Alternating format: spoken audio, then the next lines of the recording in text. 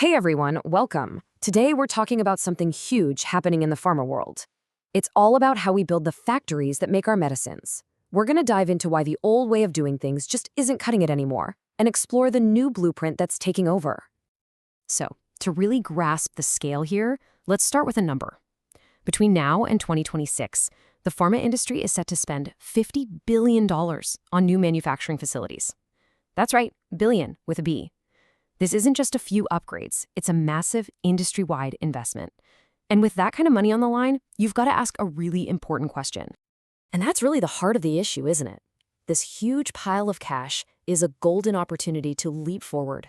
But it's also a huge risk if we're just building these shiny new factories using old, outdated methods. It's like putting a supercharged engine in a horse-drawn buggy. So let's dig into what that really means. Okay, Section 1, the $50 billion problem. And yeah, it really is a problem. See, that money isn't just an investment, it's a response to a massive challenge. The whole industry is at this crossroads, facing all these new pressures that the old ways of building things they can't handle them anymore. And just look at what they're up against. You've got brand new types of medicines coming out faster than ever before. You've got these incredibly complicated global supply chains. Regulators are, understandably, asking for more data and tighter controls. And on top of all that, you've got this explosion in digital tech and AI. It's pretty clear that the old, rigid, one-size-fits-all model is completely broken. So that brings us to the old blueprint itself. Why exactly is it so broken? I mean, for a long time, there was this standard way of doing things, a set playbook. But as we're about to see, that playbook is it's fundamentally flawed for the world we live in today. Okay, so think of it this way. The old way was like carving a statue out of a giant block of marble. It was rigid, it was sequential. You design it, then you build it, then you validate it. Done. Software? Oh yeah, that was kind of bolted on at the end. The problem, of course, is what if you need to change something? With the marble statue, you're out of luck. It's incredibly expensive and difficult. But the new way? It's more like building with Lego bricks. It's adaptable, it's integrated, and the digital systems aren't an afterthought. They're the base plate you build everything on. And this carving from stone approach has some really painful consequences. First, since digital is an afterthought, you end up with super expensive changes and fixes late in the project.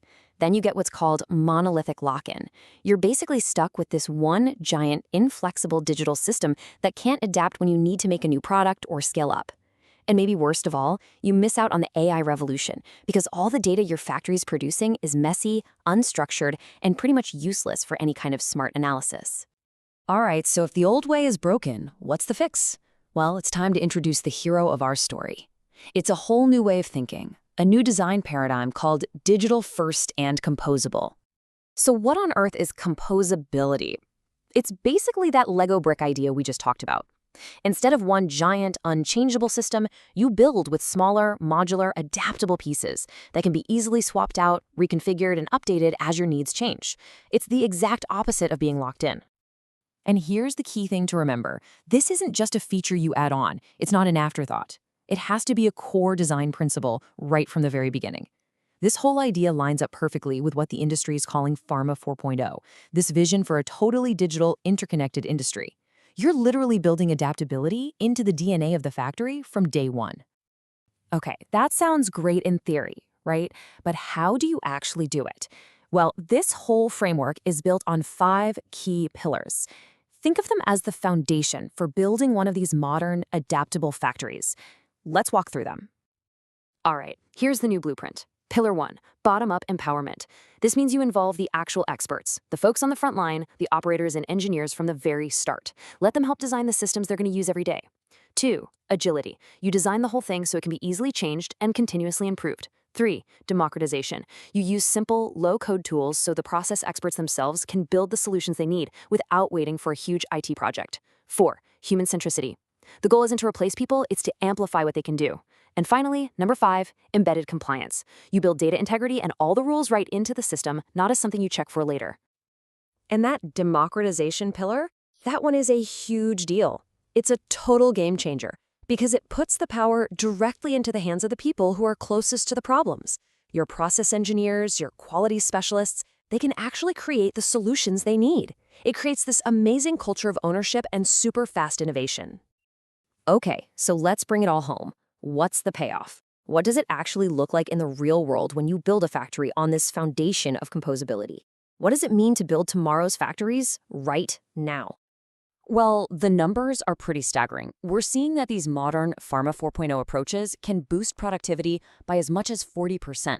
And even better, they can slash the time it takes to get a new product to market in half. And you can see why, right? When your systems are adaptable, you have less downtime. You can make changes way faster.